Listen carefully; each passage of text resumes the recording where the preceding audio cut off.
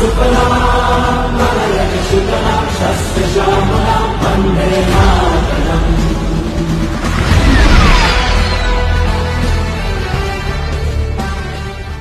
हिंद मेरे दोस्तों, आशा करता हूँ आप सभी स्वस्थ होंगे। तो दोस्तों, सबसे पहले तो आप सभी को भारत के 75वें गणतंत्र दिवस की बहुत बहुत शुभकामनाएं।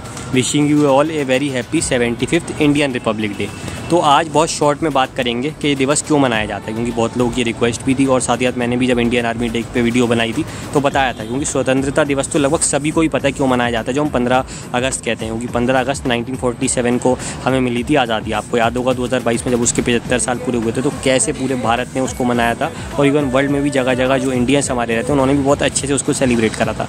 लेकिन कुछ लोगों को मुझे लगता है शायद नहीं पता कि 26 जनवरी क्यों मनाई जाती है, गणतंत्र दिवस इसको क्यों कहा जाता है। क्योंकि दोस्तों, आज़ादी तो हमें 15 अगस्त 1947 में मिल गई थी, लेकिन जो हमारा संविधान था अपना लागू होने में, वो लगभग लागू होने में लग गए थे 2 साल 11 महीने। यानी अगर मैं बात करूं 26 जनवरी 1950 का वो सुनहरा दिन था जब भारत का अपना संविधान लागू हो चुका था देश में। यानी एक तरीके से पूरी तरीके से अंग्रेज़ी हुकूमत जो थी भारत पर वो ख़त्म हो चुकी थी और पूरे विश्व ने मान लिया था कि अब भारत की अपनी हुकूमत वापस हो गई है और अगले कुछ सालों में भारत एक ऐसा देश बनेगा जो जगह जगह नाम करे। और आप देखिए पिछले लगभग 75 सालों में भारत ने क्या क्या नहीं हासिल करा अलग अलग जगहों पर। क्योंकि संविधान की बात ही कुछ अलग होती है। एक महान पुरुष अटल बिहारी वाजपेयी जी, जिन पर वीडियो भी बनाई थी, उन्होंने कहा ही था कि सत्ता का खेल तो यूं ही चलेगा, पार्टियां आएंगी जाएंगी, बनेंगी बिगड़ेंगी, लेकिन ये देश रहना चाहिए, इस देश का संविधान रहना चाहिए। तो संविधान बहुत ज़्यादा ज़रूरी होता है, जिसको हम इंग्लिश में कॉन्स्टिट्यूशन भी कहते हैं। तो इसलिए ये सुनहरा दिन मनाया जाता है। उस दिन को याद करके गणतंत्र दिवस जिसको हम कहते हैं, जिसको हम इंडियन रिपब्लिक डे भी कहते हैं, जो दिवस मनाया जाता है वो मनाया जाता है भारत की राजधानी दिल्ली के राजघाट में।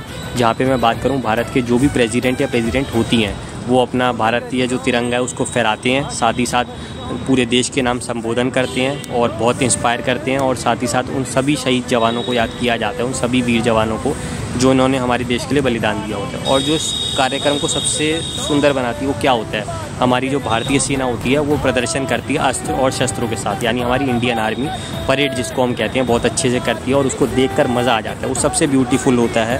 साथ ही साथ अगर मैं बात करूँ तो हवा में आपको पता है जलवे कौन बिखेरता है, हमारी भारतीय वायुसेना अपने वायुयानों के साथ। और बहुत ही अच्छा वो जब तिरंगे का रंग बनता है ना, वाइट ऑरेंज हरा होता है, तो देखकर मज़ा आ जाता है। अब जैसे इस बार क्या हुआ, इस बार हुआ ये कि जो हमारा चंद्रयान 3 का प्रोग्राम था वो पूरा उस पर दिखाया गया कि कैसे हुआ। जो अपना तेजस विमान इतना अच्छा है वो दिखाया गया, राफेल विमान दिखाया गया। तो भारत की हमेशा उपलब्धियां दिखाई जाती हैं, तो कितना देख के उस टाइम मज़ा आ जाता होगा। और इसमें अच्छी बात क्या है, कोई भारत देश का ही नहीं, साथ ही साथ एक चीफ गेस्ट बुलाया जाता है, वो बाहर से बुलाया जाता है। क्योंकि यहाँ तो प्रेसिडेंट और प्राइम मिनिस्टर का काम तो अपना हो गया कि तिरंगा फहराना है, राष्ट्र के नाम संबोधन करना है, जैसे नरेंद्र मोदी जी ने भी साथ में अपना सबसे हाथ मिलाए। लेकिन यहाँ जो मेन काम होता है वो प्रेसिडेंट का उस दिन होता है। जैसे सबसे पहली बार ये जो काम करा था, ये मैं बात करूँ राजेंद्र प्रसाद जी ने करा था, और उसके बाद ना जाने कितने प्रेसिडेंट आए जिन्होंने भारत के लिए काम करा। लेकिन अच्छी बात क्या है कि बाहर का जो चीफ गेस्ट आता है वो भी भारतीय जलवे देखकर बहुत खुश हो जाता है। जैसे बराक ओबामा जी आए थे 2015, वो काफ़ी फेमस है जब आए थे। ऐसी इस बार बात करूँ तो मैक्रो आए, फ्रांस के राष्ट्रपति, तो बहुत अच्छा लगता है उन लोगों को भी, बहुत उनकी सेवा की जाती है। वो लोग भी हमारी मेहमान नवाजी देख के खुश हो जाते हैं।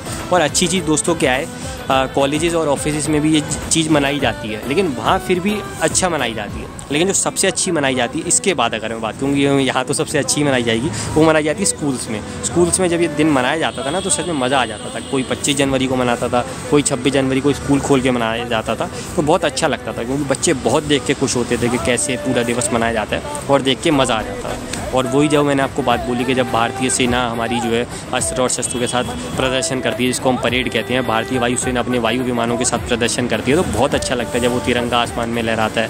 या जब हमारी राष्ट्रपति या राष्ट्रपति जो भी होती है, मेल या फीमेल, जब वो अपना राष्ट्र के नाम संबोधन करते हैं तो बहुत अच्छे शब्दों का प्रयोग करते हैं, बहुत अच्छा लगता है, इंस्पायर करते हैं। साथ ही साथ मैं बात करूँ तो तिरंगा जब फहराया जाता है तो सैल्यूट करके मज़ा आ जाता है। नेशनल एंथम जब होता है, आज भी हुआ, तो उसकी बात ही कुछ और होती है। और जब उपलब्धियाँ गिनाई जाती हैं तो उसका मज़ा ही कुछ और होता है। तो इसलिए हम हमेशा कहते हैं कि भारत का संविधान अमर रहेगा। जब तक ये दुनिया रहेगी भारत भी अमर रहेगा और भारत का संविधान भी अमर रहेगा। अब अगर हम इसमें दोस्तों बात करें तो इसमें एक और बात जानने वाली ये है कि कैसे इस दिन को बहुत खास बनाया गया। क्योंकि लगभग 75 साल पूरे हुए, लेकिन 75 सालों में अच्छी बात क्या थी कि हर बार एक ही तरीके से इस दिवस को मनाया गया, जिसमें अच्छी चीज़ ये थी कि कभी भी ऐसा नहीं लगा कि इस दिवस की अहमियत कम हो गई।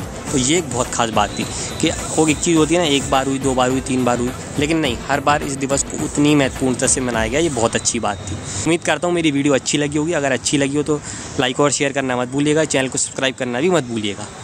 जय हिंद, जय भारत।